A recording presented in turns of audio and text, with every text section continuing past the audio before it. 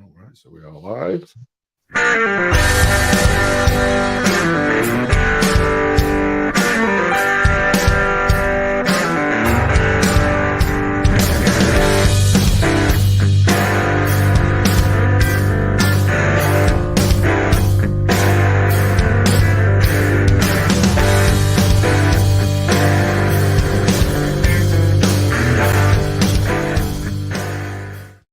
Welcome back to episode 193 of Tall Boy Radio. And as we always say, who knows where it goes when the beer flows? Well, that's exactly what we're going to be talking tonight, the flowing of the beer and people who do enjoy consuming it.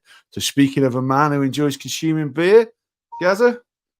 Yeah, thanks, Adam. Evening all, evening the world. Adam, I think, has just hit the nail on the head. We love a good podcast. We love beer. So why not combine the two and let's have an absolutely fantastic podcast talking about beer. Can't see what could go wrong with it. But no doubt if you've listened to previous episodes of ours, we will always have a left turn or two along the way. We will indeed. And if you don't know what can go wrong, stay tuned and find out. So, first of all, let's introduce our guest tonight. So, as we said, we're not just going to be sampling beer and talking about beer ourselves. We're going to be talking to a man who knows a little bit about beer himself. Did you want to say hello? Did you want to give us your name as to how we can address you? And tell us a little bit about what you do. Yeah, hi everyone. I'm Ruku, and I'm basically a beer reviewer. So I review a world of beer on YouTube. Indeed, indeed. And for those who are watching this live, you will notice, and hello, Stuart Willis, thank you for joining us, that there is something unusual about your beer reviews. So should we cut to the chase right at the start then? Because there is something rather unique about this, and that is, and you're not the first guest that we've had who wears a mask, but do you want to tell us a little bit about that, dude? Because it's a little bit different.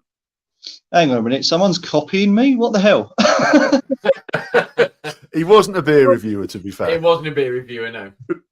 Oh, okay, so I'll let him off then. The mask is basically because I thought it was a good marketing ploy. So I looked at a lot of beer reviewers out there, and everyone's just, sampling the beers and stuff. So I thought, what can make me stand out amongst other people? What's going to make me more memorable than the next beer reviewer? And yeah, I just thought, let's do something a bit different. So I just found this mask, and that was it. The rest was history, basically. Okay, nice. And do you have a whole repertoire of masks, or is it just one in particular that you wear? No, I've got about 4. So I've got this one. I'm wearing the traditional black one. I've got a bright luminous green one, bright luminous orange, and of course a bright pink one as well. Yeah, beautiful. Lovely stuff. Well, the first thing that struck me about your beer reviews, obviously with a mask. Yeah. Now, taking it back a few years, guys, you'll remember this. Man versus booze. Do you remember that, dude? It might be before your time, so we don't know your age. But yeah, so he was a guy who drank ridiculous amounts of alcohol on YouTube and posted those videos. Is that you? Was that you? No, I'm not sure who that was, but it definitely wasn't me. I can say that for sure.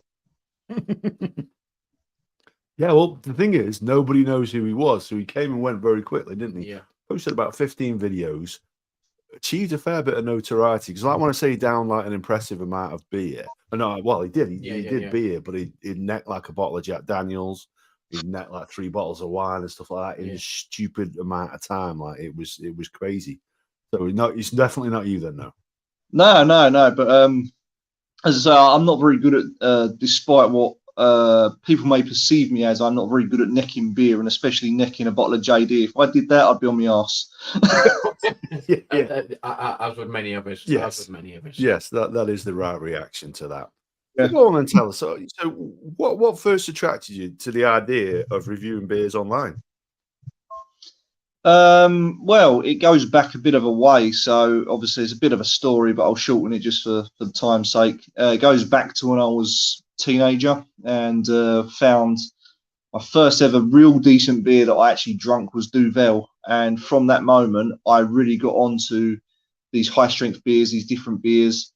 And I thought, what else is out there? I've had this one specific beer, didn't know nothing about it. I couldn't tell you what it was, but I liked it. And I thought there's got to be more out there. So my aim purely for, and forgive the rest of what I'm going to say here because I know it's going to be a hit and miss thing, but a lot of us English are arrogant. We only drink what's in the pubs, so we'll only drink Stella, Bud, Heineken, Foster's, all the usual rubbish. And I thought maybe I can educate someone or educate people in general that there is more to beer than just these standard beers that you see in the pubs.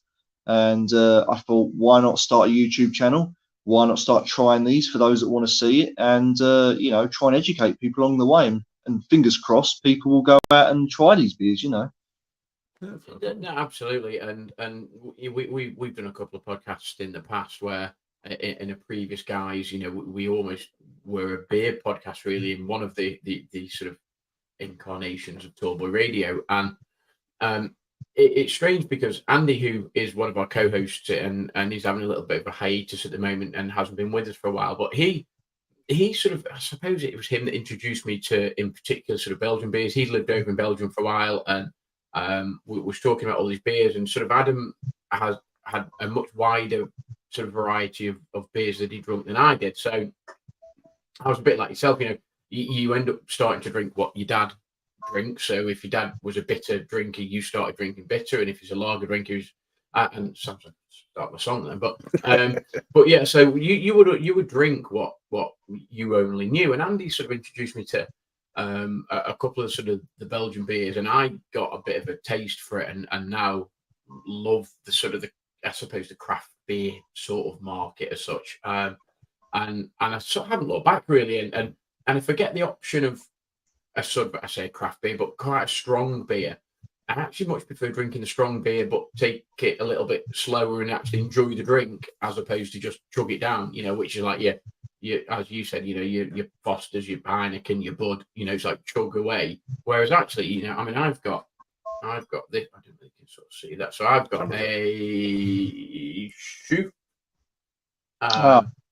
which is about 8%, and I really enjoy that beer. So, but I suppose it was Andy really that sort of got me started, and then he's sampled way more beer than I have, and Adam sort of tries to drink pretty much a different beer every podcast if he can. So he's up to 190 whatever it is at the moment. So 243. 243rd beer on the podcast. There you go. And I don't profess to be anywhere near that, but it's strange just picking what you said in terms of just you start drinking what I suppose what the people you go out with drink, but there's so much more out there. So I'm really curious to know, like, how do you select your beers? How do you go about sampling which ones you choose, which ones don't you choose? Are there any that you would absolutely sort of put number one, or do you rank them? What are your personal thoughts? There's loads of questions I've got for you, but I suppose the first one is, how do you actually select the beers that you're going to review? So quite easily, to be fair, I always look for, first of all, something a little bit unusual. So I'm going to take the example of, you got a Leffe there. So I would look at something like that. I'd look at where it's from. Obviously, my channel, I'll go back and just have a look, see how many different countries I've done. So, for example, I may have uploaded about 5 or 6 different German beers in a row. So I think, okay, I won't select a German beer. I'll go for something different. So Belgium, whatever I can find. Yeah. Then it goes on, obviously, I know it's going to sound cliche, but the style of the bottle and obviously the artwork, and if it catches my eye and I think that looks quite interesting, then I'll read a little bit about it and see what the percentage is, maybe where it's brewed, who makes it, and then also, importantly, is the cost. So for me, money's no object. I'll just buy whatever I want and spend God knows how much on beer, a little bit too much, but, Don't we all? And then from that, obviously, that's when I will literally, in my beer reviews, what you see is literally, can't think of the word. I review these first time around. I don't practice these reviews. I don't initially do them beforehand and then redo them. So what you see on my reviews is literally me, apart from buying them online or buying them from the supermarkets. I will literally, that time on that video, have just sat down and I'm literally sampling it for the first time, literally about 90% of the time. Oh, okay. That's cool. That is a good way of doing it. So you get your honest first experience. Yeah. You've got no sort of preconceived ideas of what that beer's like. So So you mentioned there, you talked about the tube. So like as Gaz mentioned, our pal Andy, who sometimes does the podcast with us, he was very fortunate. He lived in Brussels for a good long time. So, that's where he got his first love of Belgian beer from. Belgian beers, then, I mean, they're renowned for their quality. What's your favourites amongst those? Which is if you're not reviewing, what's your go-to beer with them? Oh, I've got too many. I'd probably say Chimay Blue is one of my favourites. Don't mind Leffe 9. I really like Leffe 9. If I can get it, West Burlington as well. Got to have the Westy 12. But yeah, they're sort of my go-tos. More quads, I suppose you could say. Yeah, that's it. The stronger, the better. Yeah, and it's strange because again, Leffe, depending on how you pronounce it, Leffe, I would say. Again, we went down to London, and it was probably and I'd seen it around in various bars and stuff. Not really tried it, and myself, Adam, and Andy walked into I think it was a restaurant or something, and they had Leffe.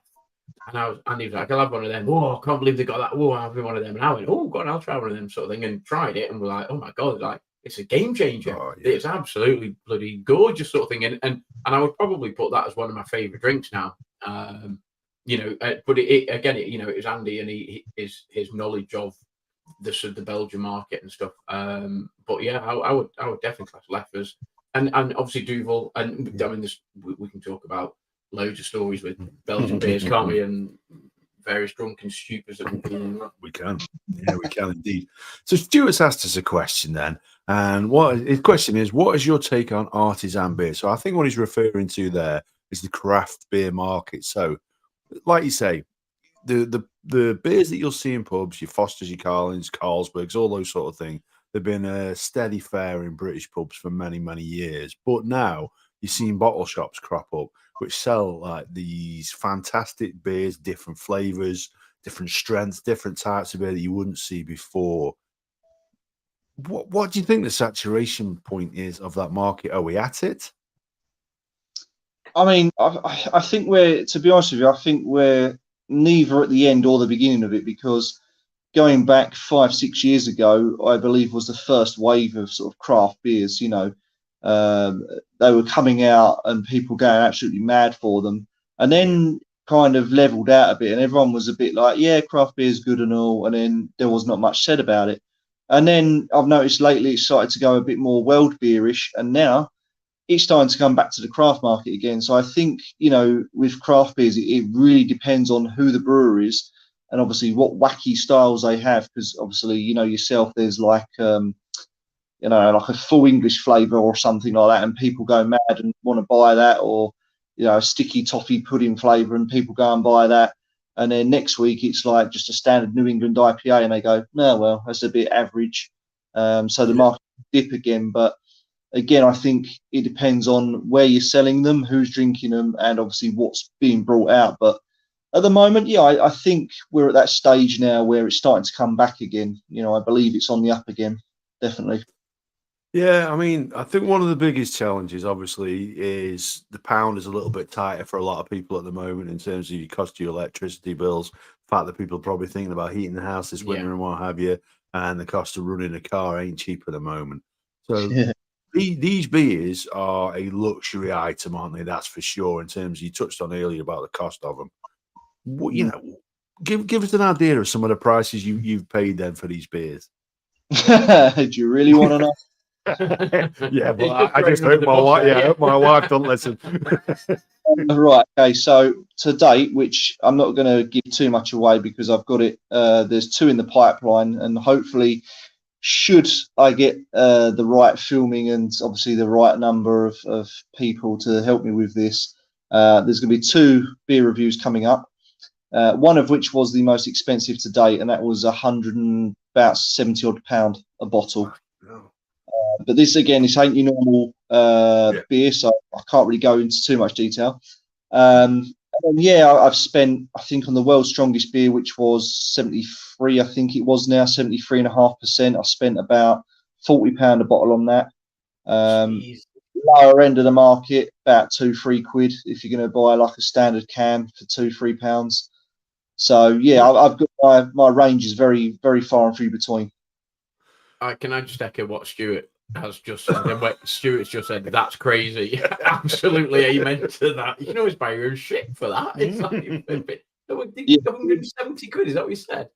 Yeah, but when you see what you get for 170 quid, I believe I'm going to be get a litre. You get like a litre of it. Interesting. I think the most I've spent, well, the most expensive one I've had on here was 35 quid, and that was the Attila the Hen. Yeah. So the strongest beer that you mentioned, then, is that snake venom or something No, like that? Berith Fire. What's it called? Sorry, Berith Fire, which I think it's from. Well, I know it's from Scotland, but I think Berith translates to like dragon or something in Scottish or some shit. But that's very similar to snake venom. It's not really a beer, if you know what I mean. It's got the added alcohol into it, so it's pure flat. Right. Very, very strong, burns your mouth and stuff, and yeah. And I only got that because thankfully a fan of mine on YouTube actually saw that this beer was out, and then ended up messaging me and said, "By the way, Ruku, there's this beer that's like 70-odd%. Please do me a favour. Can you go and buy it?" And I said, "I know nothing of it, but thanks for telling me." Within about a day later, this guy comes back to me, sends me this link and says, "Here you go. This is a link to buy it. I'm not sure if it's in your price range. I understand if you don't want to buy it. It's £40 a bottle." And I was like, "Okay, I'll look into it." Within about 30 seconds, I quickly looked it over and went, "Yep, that's going in the basket." Ordered it. Days later, there it was, and I'm sitting there chowing down on the world's strongest beer again. So, yeah, that was a good day for me. Wow. So in terms of the drinks that you sort of like, and you talk about your standard Belgian beers, German beers, whatever. If you were out on a night out and it was a steady night, not one that you just chug in, would you be looking at an 8, 9, 10% beer, and you would have? Is that the sort of strength you go for, or would you be looking more at like your 12, 13, 14%? Well, again, that does vary. I mean, if the place that I was at, for example, had those kind of beers, then absolutely I would be going for sort of. Well, I usually work my way through the beer menu. So what I tend to do when I go to like bars and stuff, there was a place in Covent Garden in London called the Porterhouse. So if you haven't been there, recommend anyone to go there, because they do a world of beers in there, 3 stories high, loads of different stuff.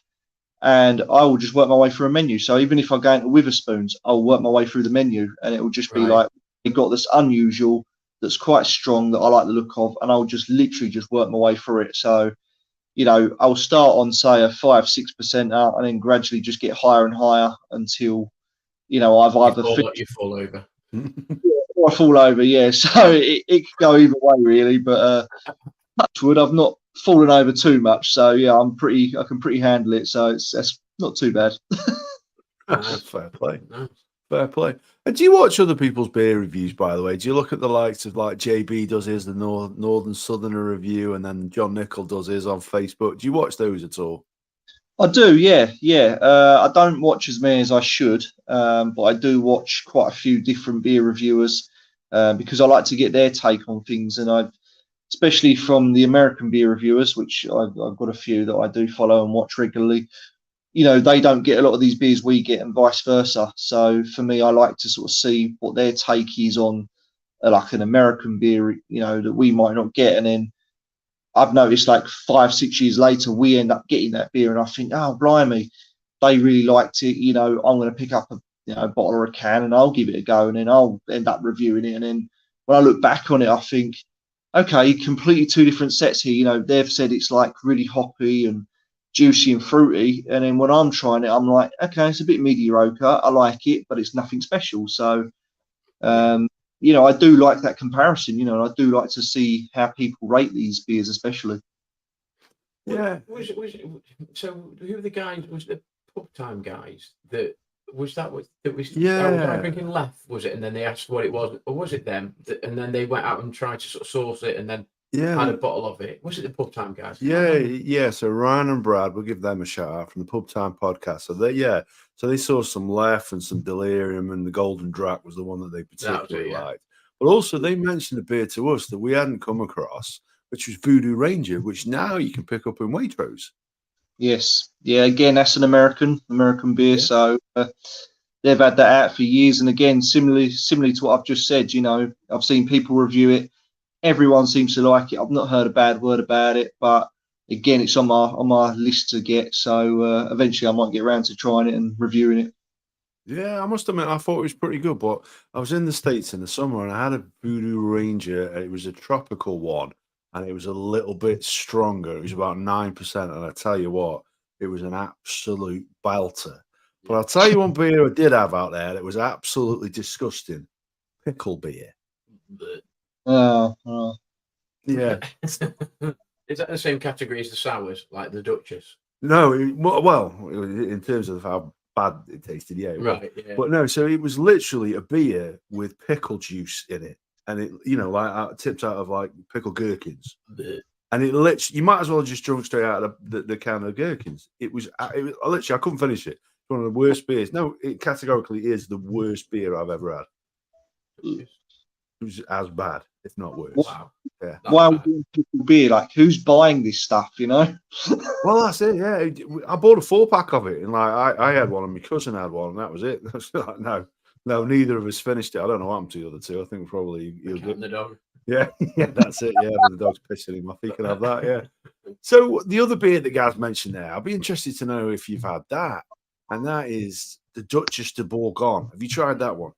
I have. Yeah, I didn't like it at all. Didn't like it. And I absolutely hated it, pal. I honestly, we were down in London, and the barman, we sort of tried. I don't know, it was Andy's recommendation, or maybe not recommendation, but he said he'd heard of it. So we went into this bar, and the bar, we were like, well, did we say 3 of them? Or I don't know whether Andy had something different. Me and you had one, and we opened it. Honestly, it was like drinking Sarson's vinegar. It was awful. And literally, I had one sip, put it on the bottom. The barman, to be fair to me, goes, "He said, you don't like that, do you?" And I was like, "No, I really don't." He went, "Do you want to change it?" I was like, "Yes, please." And fair play to me. He basically let us change it, and it was the worst drink I've ever. And I've tried it once, I think. Subsequently, were we over here one night? Yeah, And I think I've tried it once, and it was just as bad second time around. Yeah. So when you tasted that first time, did you think there's got to be something wrong with this? This shouldn't taste like this. Yeah, literally, it just went straight down the sink. I had about one mouthful, and that was it. I was like, nah, can't do it. And it's going down the sink. And I very rarely do that. I mean, even if on my reviews you see me struggling with a beer that I don't like, I at least try and finish it. But that, I just couldn't do it. I was like, no, that's going down the sink. Yeah, I'm with you there, pal. Like, nah, not for me. It's bad. It's bad. They actually do a couple of versions of it now. They do a chocolate cherry and a cherry. And I'm telling you now, the chocolate cherry ain't so bad. I finished that one, and that's not too bad. I promise you, it's worth a try if you can get your hands on that one. So Ian Bethwaite has come in, and he said he would recommend a pairing of Leffe with cubed cheese sprinkled with celery salt, which is, in his words, A classic combo. a classic combo. Yeah. So is that something you considered for your channel? Because we've talked about doing an episode on this. Pairing beer with food. Is that something you do? I have done it in the past. There's only probably about 1 or 2 videos, I think, even on my channel where I've done food with it. But the reason why I don't do food pairs with the beer is because I don't get a lot of views on it. You know, it's as simple as that. People, that's a good idea. I know there are probably a lot of people out there who, you know, want to do that and see that. But for me, it just doesn't work. You know, I don't get the views. People don't tune in, so I don't bother doing it. Yeah. Oh, that's fair enough. Yeah, It's a shame, really. So but, you know. You obviously mentioned sort of Duvel, depending on how you say it, Duvel. Would that be one of your favourite drinks? And would that be in your top 1, 2, 3, 4, 5, or do you just have a soft spot for that because that was really the first one that sort of got you into drinking the type of drinks that you drink?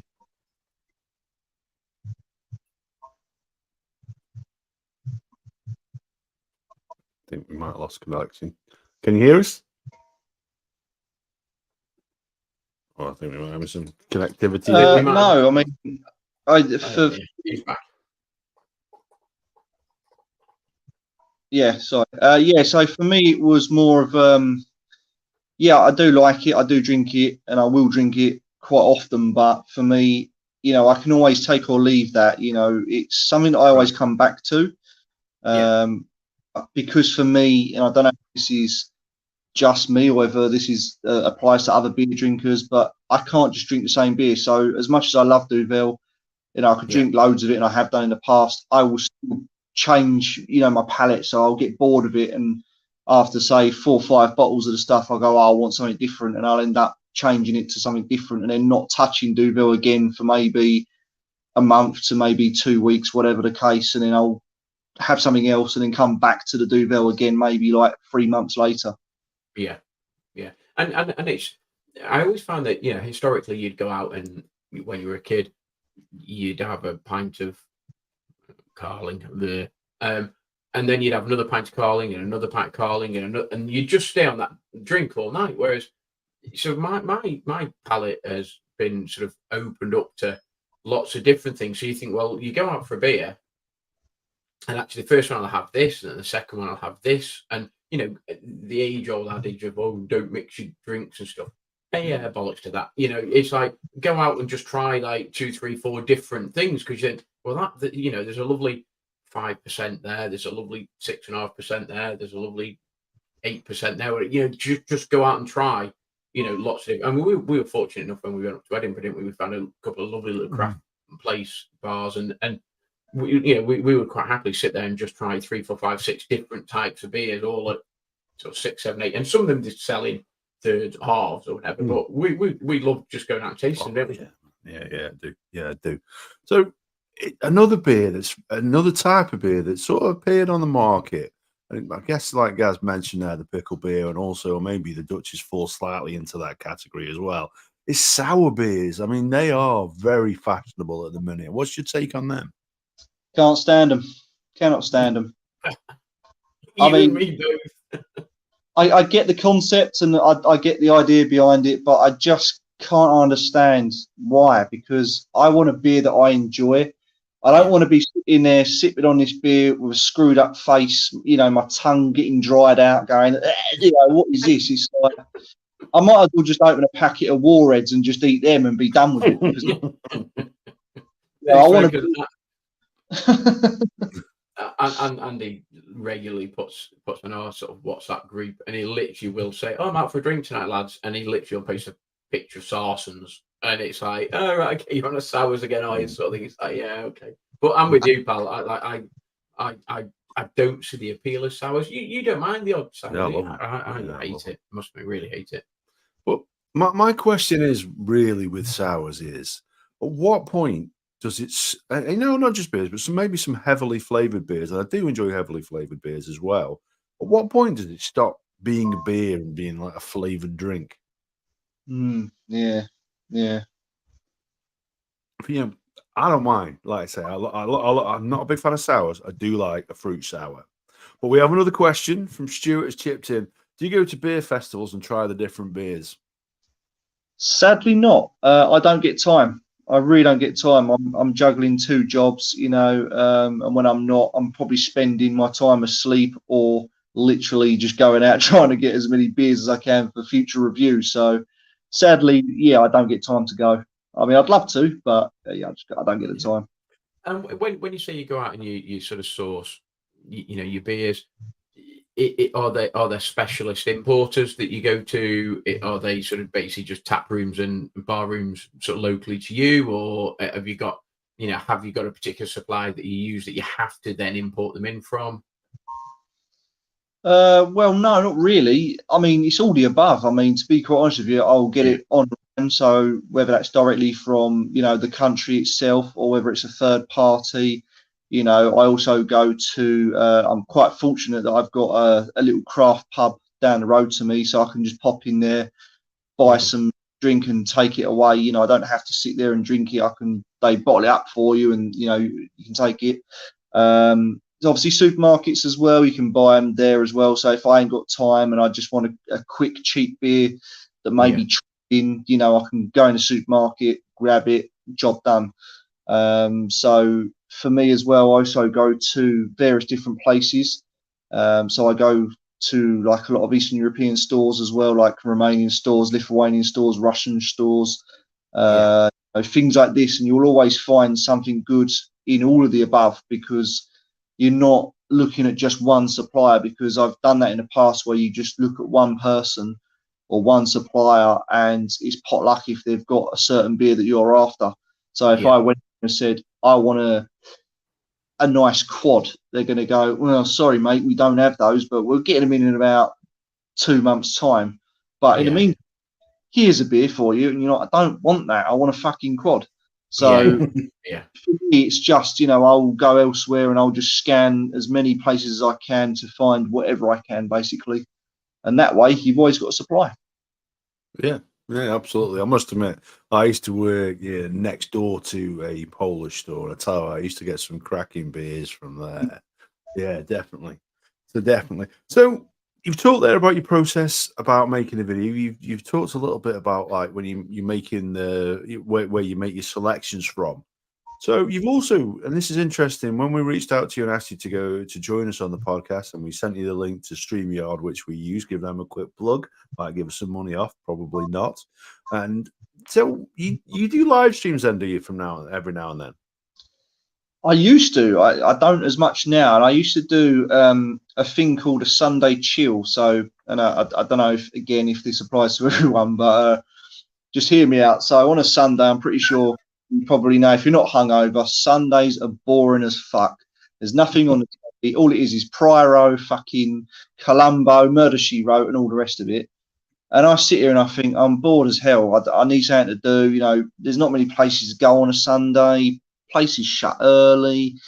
So I used to do a live, Sunday chill, which would consist of basically me doing the live stream, having a few drinks, and then just seeing who pops on, and then just having a general conversation with people. And it to the point where it got quite popular after a while. And then I just stopped doing them. I don't know why I stopped. I think, life just got a bit busy and I just stopped doing them. But I used to talk about all sorts of topics on there, and people were welcome to come in and have a drink or not, or, just have a chat or vent off their anger for, maybe something that happened during the week or whatever. So, it was a real non-judgmental kind of chilled session where anything went, you could talk about anything and just have fun, really.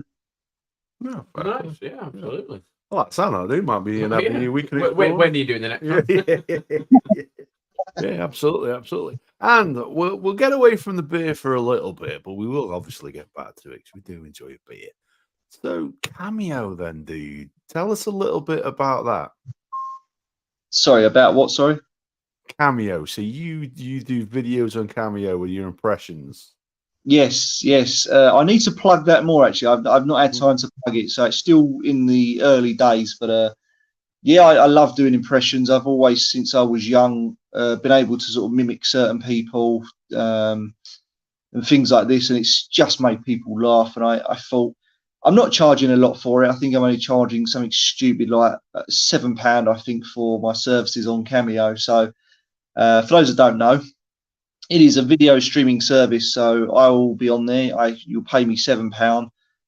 Give me some information on what you want said, or if it's a happy birthday or whatever. So just for example, happy birthday to, I don't know, Dave, who's 45 today. Can you do that in a voice of, say, Stewie Griffin? He loves football, but he hates Arsenal or whatever. Can you get that in there? So I will then go and think of something to say, maybe write a few notes, and then I will just put on a voice, i.e. what they've requested, and then give them a little message, have a bit of banter in there, and then hopefully they go home happy and it's theirs to keep. So it will go to their email address and they can access that anytime and share that with all their friends as well. Yeah, brilliant. You do know what's coming next, don't you? You're going to have to do impressions for us. You're going to have to. Okay, so Stewie Griffin's quite easy, it just goes right off of it, So here I am on a podcast talking about beer, yet I'm an infant, would you know? So don't tell Brian or Lewis or even the fat man. Brilliant. That's very good, that is, dude. That is very good. Well, ironically, I do have a little bit of an underground podcast for it. So every Sunday, I do a Stewie Griffin podcast on the app Podbean. And really? Oh, right, nice. It gets out of hand. We talk about actually everything. And a couple of weeks ago, we were talking about various sex positions, and it got really filthy. So yeah, it's proper adult stuff. So yeah, if you're thick-skinned and you like, your banter and you're not scared about what goes on, then it's definitely the place to come and have a laugh. Go on, give it a plug then, dude, so our listeners will hopefully maybe able to find that. So Podbean, as in like baked beans, it's an app free to download from your app store. Download it, get yourself a username, and I come on every Sunday at our time, UK time, would be 3:00 in the afternoon. And in America, depending on where you are, I know in Texas it's 9:00 in the morning. I also believe Canada's around about 8, 9, 10 in the morning, something like that. So yeah, come and join it. And it's under the Stewie Griffin Sunday Show, and it's basically me ripping the hell out of people and just chatting a load of crap, basically, and just having a good laugh. That sounds like what we do every Tuesday night. Yeah, dude, I have to keep an eye out for that. No, but just one of the things I wanted to ask you really was, in terms of the beer, and just go back to the beer for a minute, are you always looking for a different beer to review? And if so, I'm not saying you're ever going to run out of beers, but have you ever sort of reviewed a beer and then gone back so many episodes later and actually changed your mind and thought, well, actually, when I first tasted this, I didn't really enjoy it, but now actually my palate's changed, or I've sort of got used to it. So how does that work? Is it always a brand new beer, or will you revisit ones? Yeah, I do revisit, but again, that's very rare. But like you've just said, off camera, when I'm not reviewing them, sometimes I do go back to a lot of these beers and I do try them, and my palate does change. And it's a bit I thought was okay. After sort of maybe 3 or 4 cans later, I think I've got the taste for this now. It's actually growing on me, and I think actually that's quite good. And I might go back and review it later on. Maybe if I haven't got time per se to upload a video, or if I haven't got enough, pre-records, then I'll do a revisit just to fill the void so people don't get bored on YouTube. Because if I don't post for a while, as you guys probably know, subscribers drop all the time, so they don't stick around. So I have to keep posting content somehow, so that kind of fills the void for me until I can quickly go out, find a new beer, and then go and review that one instead. So yeah.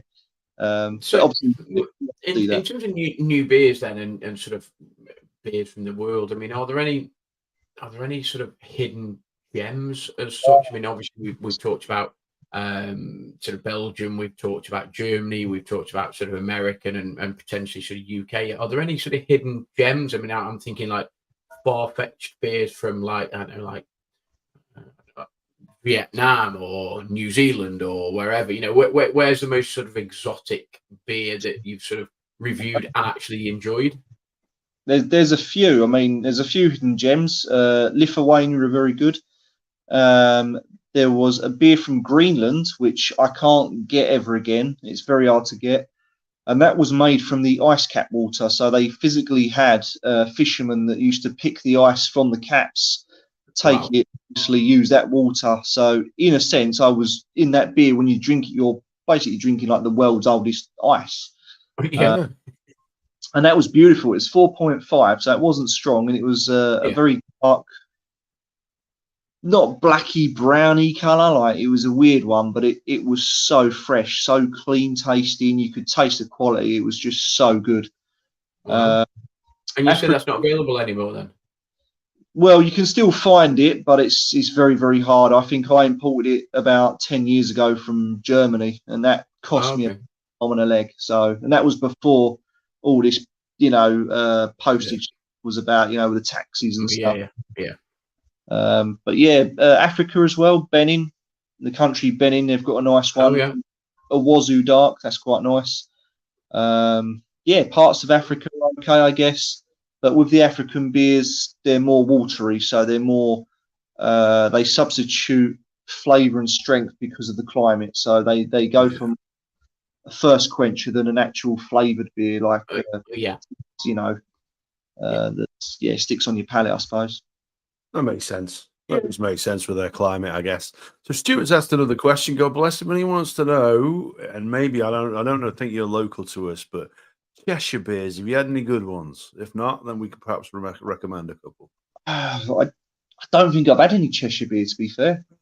Not off the top. We've got well, obviously, I mean, Robinson's a Stockport, which is kind of Cheshire, aren't they? Or the Greater Manchester, I Great suppose. Manchester. But yeah, and they don't do many good ones. And Yes, but we got Tatton beers around here. They do a cracking beer called Viper. But also, Stuart, this might be worth for you checking out as well. Just over the border into Stoke-on-Trent, Titanic. They do a cracking plum porter. Have you had that one just out of interest, the plum porter? I've had some plum porters, but not from that region. No, if you ever see that one, it is particularly good. They started doing it I think they probably started doing it about 10 years ago. And it really has changed the fortune of that brewery. Don't get me wrong, they were selling their beers, but it literally is 90% of the beer they produce now is their plum porter. It is proved to be that popular. I've known Adam for probably longer than I would care to admit to, but and actually the plum porter is one of his favorite drinks, and he does really enjoy it. And the Titanic, they've actually just opened up a sort of bod cafe near us, and they do it on tap, and Adam will always have that when he goes in there, and it is the other one is I was thinking it's obviously Beartown. She's got Congleton, so Beartown do a couple of decent ones, don't they? So yeah, full enough, I've got some Beartown in the cupboard to have in a few weeks' time.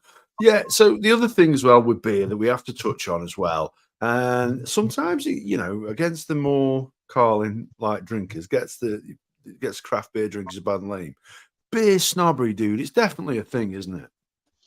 I believe so, and I think that only comes with like experiences on beer and how much beer you've actually drank. The styles, the variations, the flavors. And when you've done all that, I believe that's when you start to turn a bit snobby, because then you think, oh, the pub will only do Stella and Foster's and Carling, and you walk in and go, oh, fucking hell, is this all they've got? It's a load of fucking shit. Where's my, Golden Drax? Where's my Lachofs? Where's my Duvels? And everyone's like, what the fuck are you talking about? You're like, trust me, this beer is crap. You want to get some real beer, and then people look at you and go, all right, snobby. And you're thinking, no, no beer, you don't, you're drinking this watered old shit, So, you've started him off now. Yeah, I didn't expect to provoke that reaction. Well, I get you. I know where you're coming from. Here's a question then that I'll be interested to get your opinion on. Beer in different glasses, dude. Is it a thing?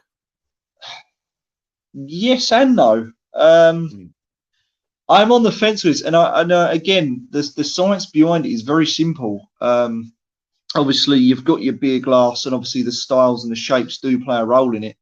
For example, what is it now? I can't remember chalice glasses. That's what I was looking for. Yeah. This is designed in such a way that it also traps the aromas under like the rim of the glass. So as you're sort of putting it to your mouth, you can't help but smell the aroma. So at the same time, you get the aroma and the taste. Whereas when you look at the wheat beer glasses, such as Erdginger glasses, they're tall, thin, and they bulb out at the top. Again, similarly designed to catch the aromas. But being in a tall glass, it allows it time to settle and for the sediment to hit the bottom. Obviously, providing you're putting the whole bottle in rather than keeping the sediment. So that gives it time to settle. But if you used to just put that in a normal glass, I don't think it'd make much of a difference. But again, depending on the etching as well on the bottom of the glass, if you're going to pour a wheat beer in a well-etched glass that's not a wheat beer glass, you're going to have pretty much 90% head, 2% beer. Froth all over the place. Yeah.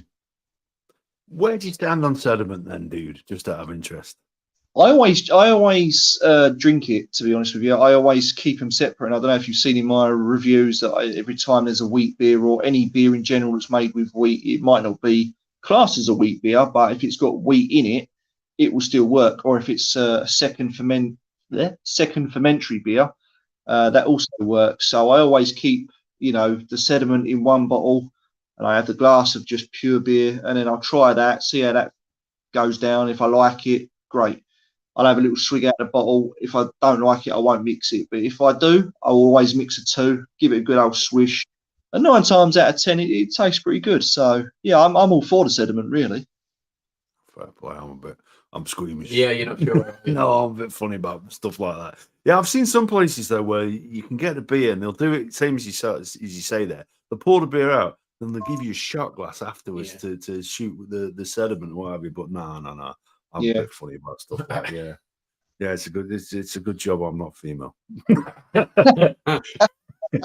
We'll leave that there. The other question I had to ask as well of beer snobbery was beer temperature, dude. What temperature do you drink your beers at? I'm off the top of my head. I always memorise roughly what it is. So, like a stout, I'll always have quite room temperatured. Any Belgian beer, I usually have quite warm, sort of room temperature or chilled. And if it's things like a Pilsner, it's always chilled. So, like Pilsners, your Budweiser's always in the fridge. Quads, room temperature. And especially in a dark place as well, keep them out of light because it does affect the taste. So, well, supposedly. So yeah, it all varies, but yeah, I tend to drink them accordingly. So and So, I was just going to say, how do you go on with, and I don't know what your sort of friendship group is like in terms of their knowledge of beer and stuff, but how do you go about sort of educating your friends, your social circle, your family, in terms of what you've just said? So, because my assumption is that, like the majority of the UK, they'll just chuck all the beers in the fridge and then they just go and select one. And so, how do you, I suppose, spread the word that it's a bit like wine, I suppose, people will kill white wine and yet red wine is room temperature. So how do you go about sort of explaining that to non-beer drinkers? Well, for a start, I'll ask what they're drinking. So they might just say, "Oh, cut the cans of this and that," and I'll say, "That's fine. That's cool. Put them in the fridge." And if I do get someone that's a bit more adventurous, someone's a bit like me that's quite willing to try different beer, I'll say to them, for example, don't put that in the fridge, keep that room temperature. And they look at me like I've lost the plot, and they're like, "What do you mean room temperature? It's a beer, man." And I go, "No, because the way it's been brewed, if you put it in the fridge, the flavors aren't going to develop." And I said, if you want it to be the best, he's back. And you'll be fine. And they go, "Oh, okay. I don't really want a warm beer." And I'm like, "Just trust me, just go with it. And if you don't like it, then come and complain." and do they come back and go, "Oh, actually, or do they turn around and go, "Actually, you know what, you were right, because at room temperature, I actually tasted it much, much, much better"? Yeah. So touch wood, it's all been complimentary, but I always give them a little test and say, next time, go and buy two of the same beer, keep one at room temperature, shove one in the fridge, and you'll see the difference. Yeah. That sounds like a test we can do on Tour Boy Radio. That sounds like another podcast. It does, doesn't it? I like the sound of that. Absolutely. Yeah. Where do you stand on that one then, guys? Because you're drinking the Tooth Belgian Ale. Yeah. Have you chilled it?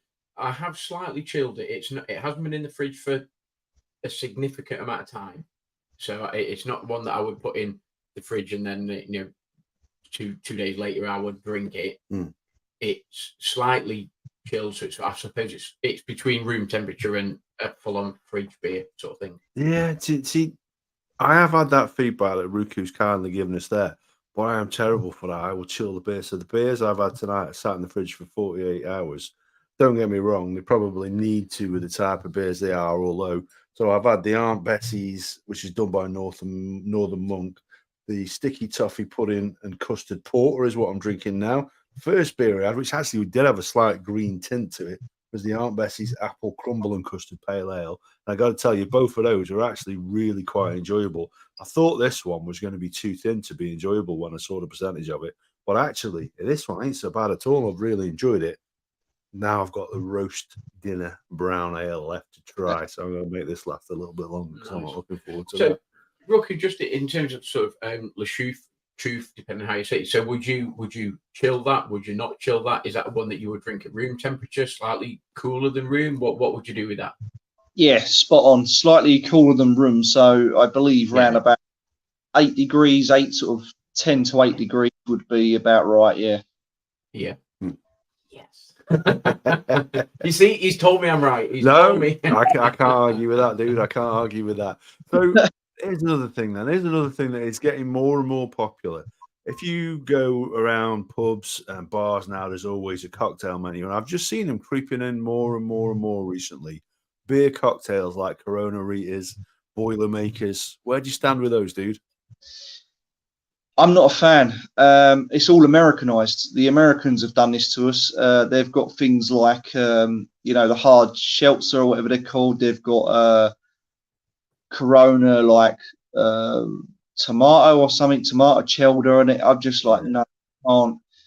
Again, you're. It's not really a beer. If you're going to start adding in vegetables into a beer, it really ain't a beer, is it? It's just a stew. Let's be honest. So.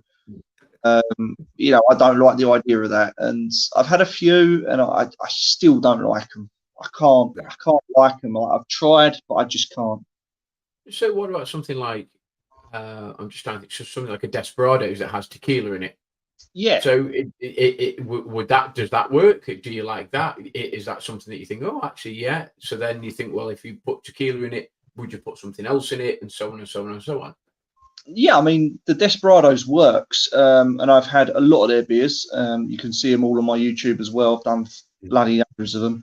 But in terms of that, yes, you can, similarly to Corona, you can put a little bit of lime in the neck of the bottle and drink the normal Desperados with a bit of lime through the neck, and it tastes more or less like Corona, but with tequila.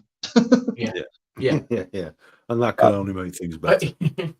Who doesn't like that? No, it's true. Interestingly enough, yeah. And like I said, the one you referred to there, I haven't tried that. So many years ago, I had it in the States, and it was a Budweiser with clamato in it, which is tomato and clam juice, and it tasted fishy and tomatoey. And yes, that probably was worse than the Duchess. Yeah, dude, honestly, it was really grim. That doesn't even sound like it should work. No. Forget the fact that it might not, but it actually doesn't even sound like it. It didn't. It was bloody awful. So Stuart's chipped in. He's got a question for you. So he says, final question. God bless him. He's been vociferous tonight with his questioning. What new beers should we all look out for? So if you're listening to this podcast, you're looking at trying something a little bit different. Give us an entry level beer that you think would be good, and then something a little bit more peculiar.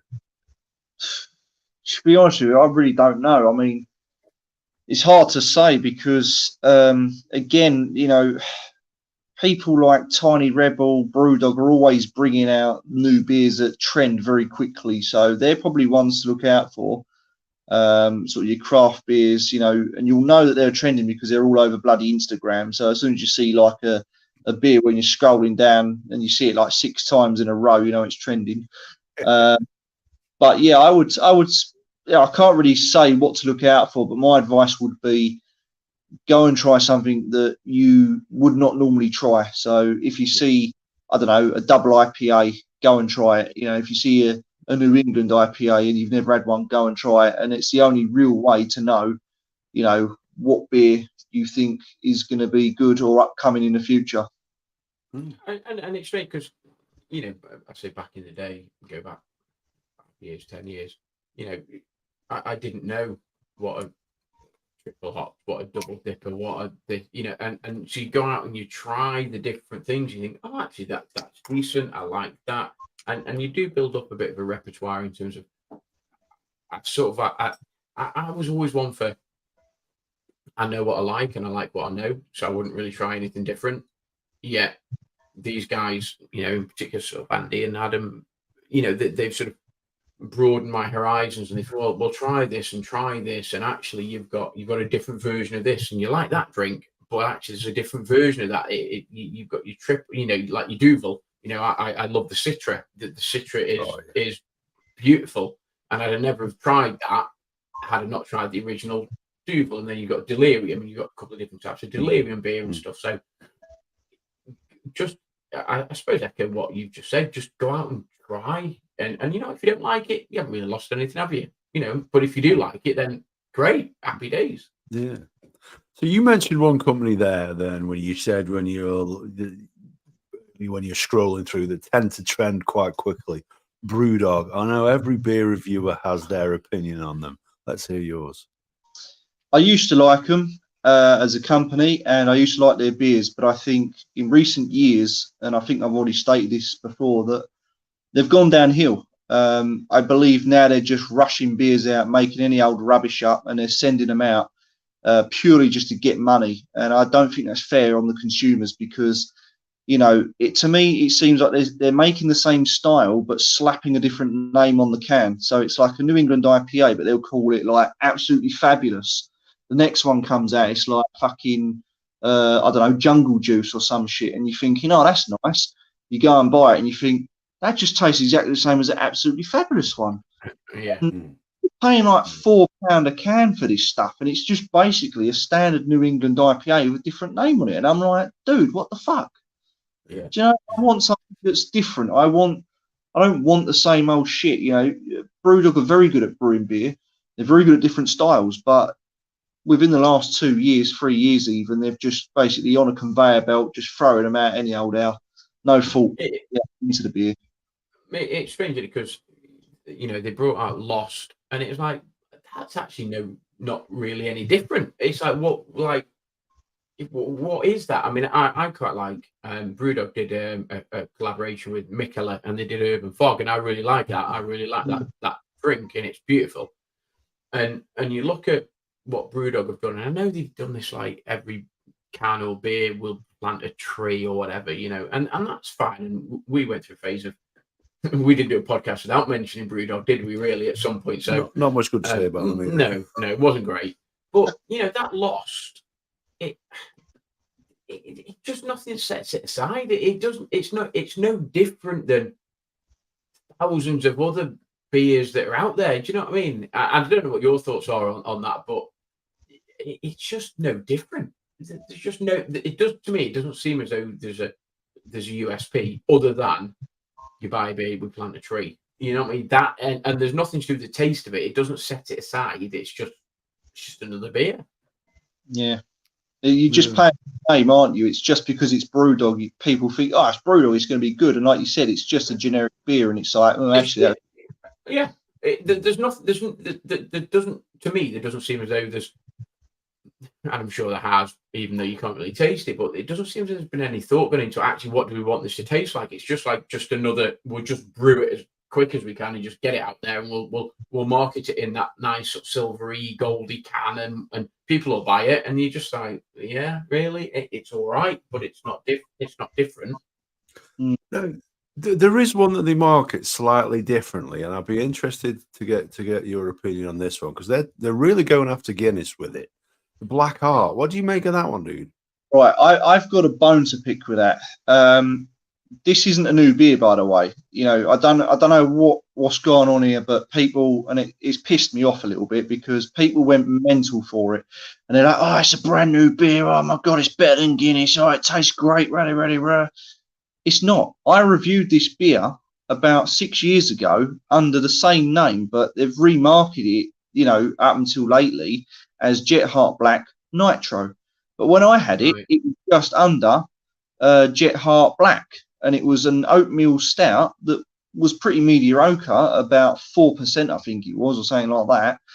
And then fast forward 6-7 years later, they've reintroduced it, but as a nitro beer, and then they're trying to big it up to be better than Guinness. And I'm just like, so what you've done is failed on the first attempt, remarketed it, captured everyone's imagination, and everyone's going fucking mental for it. I'm like, it's the same fucking beer that's just been chilled even further. Like, there is no difference. You see, I haven't tried it, and I know you have. And Adam, we've got myself, Adam, Andy, Dave. We've got a WhatsApp group, and Adam posted it, saying that he tried it, and I haven't. And I like Guinness. I'm not. It's strange, and it's a bit of a juxtaposition, I suppose. I quite like Guinness, but I'm not a huge stout fan, but I do like Guinness. And you posted, didn't you, and sort of said, "Oh, I'll try this," and I haven't, so I'm going to reserve judgment. But I would find it hard to think that it tastes better than Guinness. But is that just because I'm a bit of a Guinness snob and I quite like the taste of Guinness? I don't know. Do you know what I mean? I don't see it ending well for Brewdog in that market. Guinness have got it covered. Yeah, they have got it covered. Yeah. But there's another new boy. There's another new boy in that area as well. And I've tried to get my hands on this beer, but it sells out really, really quickly wherever it goes. Conor McGregor and his Forged Stout. Have you tried that one? I didn't even know he bought one out, so that'll be interesting.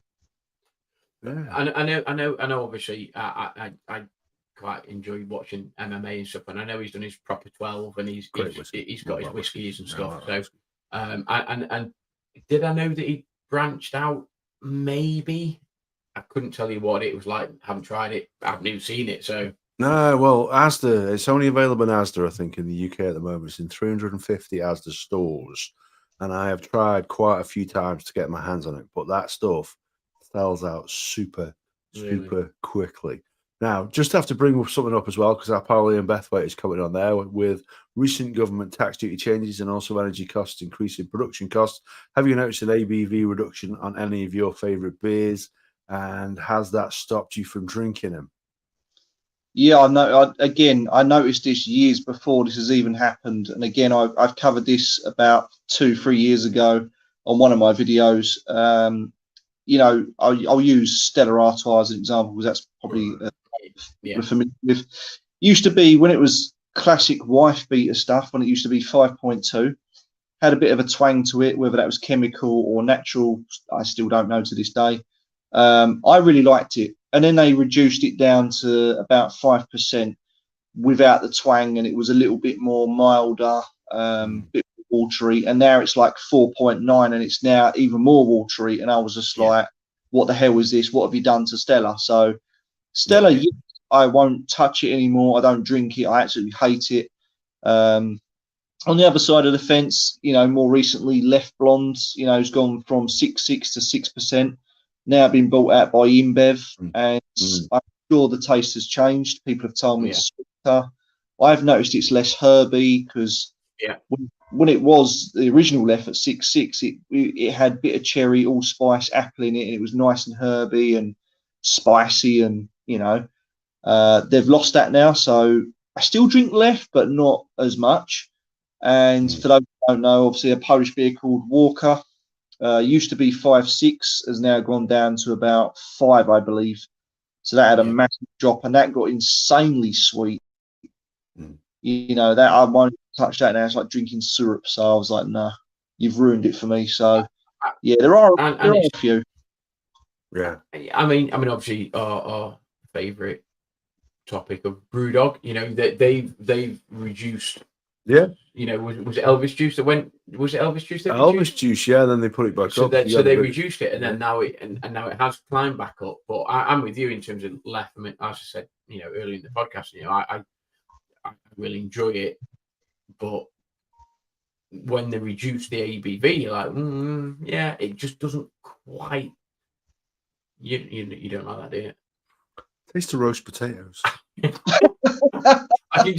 Sorry, pal. I've just literally. Hold on. I'm gonna have to try this now. Just tell amongst yourselves for a minute. Yeah, it's interesting. I mean, they did it with Hazy Jane as well, didn't they, BrewDog? And then actually, the Hazy Jane beer is incredibly popular with the different flavors as well. But the double hazy is what it was. His face. The double hazy is what it tasted originally, and that is a cracking beer, and I quite like the triple as well. Yeah, that one, dude.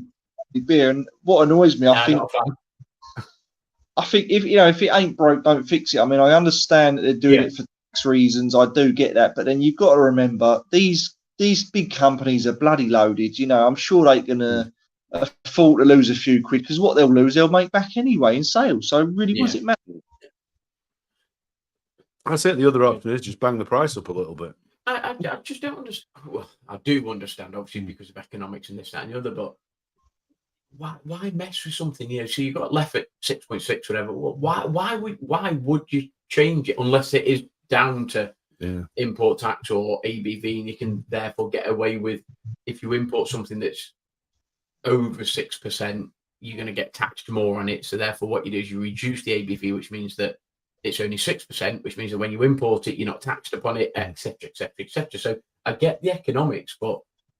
No, I'm just not a massive fan. You have a beer, and the beer is what the beer is, and it could be, I've tasted some beautiful beers at 4%, 4.5%. They don't have to be strong. You taste some beers, and you think they're lovely. And don't get me wrong, I like my 8-9%.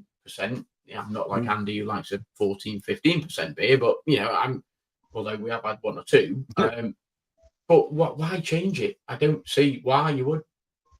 No, they fucked it with Leffe. They really did. I think they ruined that beer. But interesting enough, my cousin lives in Texas, and the Leffe that he is buying is 6.6 still. But it'd be interesting to see whether or not there's a bit of a lag and a delay from the reduction in ABV in Europe and the UK, and then maybe in 12 months' time, it then manifests itself over in the US. I don't know, but who knows? Who knows? What I do know is we do try to keep these episodes to round about an hour. So we have to say thank you to Ruku for joining us. Hope you've enjoyed your experience here with us at Tallboy Radio. We certainly enjoyed having you.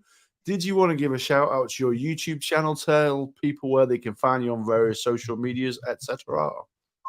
Yeah, so you can follow me or subscribe to my channel at Ruku's Beer on YouTube. I'm on there doing loads of beer reviews. If you want a cameo shout out, I'm also under Ruku's Beer, so come and find me on there. Facebook as well, Ruku's Beer. And if you feel like downloading the old Podbean app for a podcast where I am your host, Stewie Griffin, and we talk about sex, drugs, and rock and roll. then you can join me for that as well. So hope to see you all there. But thanks, guys, for having me. And yeah, it's been wonderful being on the show. Absolute pleasure to have you as well, guys. Did you want to say your goodbyes? You know, I've really enjoyed the episode. Really enjoyed the crack. Ruku, obviously, you know, he knows his beer and he knows what he's talking about. I really wish he still did the Sunday night check-ins or whatever it was to chill out, because that sounded like phenomenal. Sounds good. Yeah, and it's a shame you don't do them anymore, because it would have been ace to sort of bob in every now and then. But no, look, loved having you on.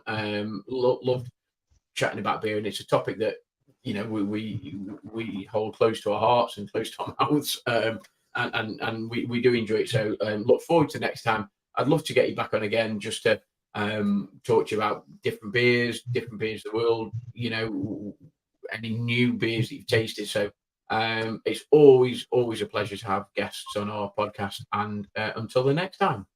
Indeed. Yeah. So thank you very much for joining us. If you're out there listening, thank you very much. And if you shared a question, then God bless you. Thank you for doing that as well. We'll be back next week with something entirely different. I think next week we are looking at past life regression. So it couldn't be that much different, although after a few lefts, I've definitely regressed a little bit or two, once or twice.